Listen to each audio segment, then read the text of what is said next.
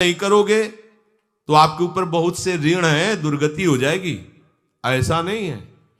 आप यहां भी तो देखो ना, आपके मकान, आपका व्यापार, सब कुछ आपका कहा जाता है, लेकिन सब कुछ सरकार का है। हर चीज का टैक्स देना पड़ेगा तुम्हें।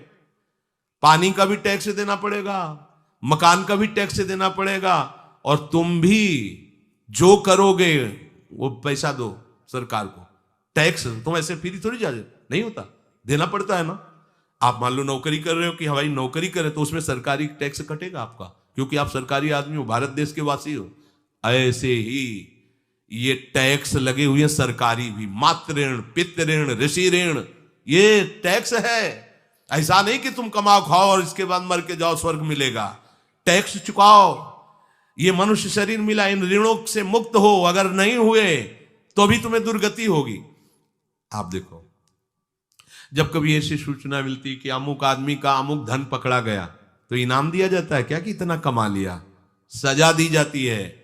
तुमने टैक्स की चोरी की, अगर चोरी नहीं की, मेहनत से कमाया या व्यापार से कमाया, दिया नहीं सरकार को, हाँ दिया नहीं, इसीलिए तुम्हें टैक्स की चोरी का दंड मिलेगा। सारा धन अपहृत हो जाएगा, तुम्हारी निंदा होगी, तुम्हें सजा मिलेगी।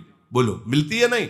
ऐसे ही ये लड़का, बच्चा, पत्नी, पुत्र, परिवार जो भी है, ये सब श्री भगवान का तुम्हें टैक्स देना है। क्या टैक्स देना है? भगवान की शरण होकर उनका सुमिरन करो, सारे ऋणों से वो मुक्त कर देंगे। एकादश स्कंद में कहा है, मेरा भजन करने वाले का कोई ऋण नहीं रह जाता। और नहीं तो महाभारत में ही प्रसंग आता है, एक जरत्कारु नाम के ब्रह्म ऋषि थे। ऋषि और भक्त में बड़ा अंतर होता है। वो तपस्या प्रधान, जैसे दुर्वासा ऋषि तपस्या प्रधान थे, वो बाल ब्रह्मचारी और तपस्या से युक्त एक दिन भ्रमण कर रहे थे, तो आवाज आई, मेरी रक्षा करो, मेरी रक्षा करो।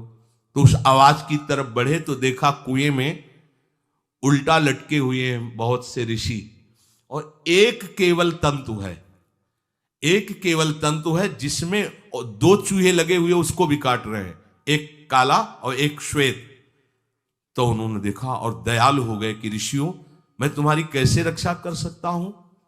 तो उन्होंने कहा कि ये जो दो चूहे हैं रात और दिन हैं, और जो हम लोग हैं ये तुम्हारे पितर हैं।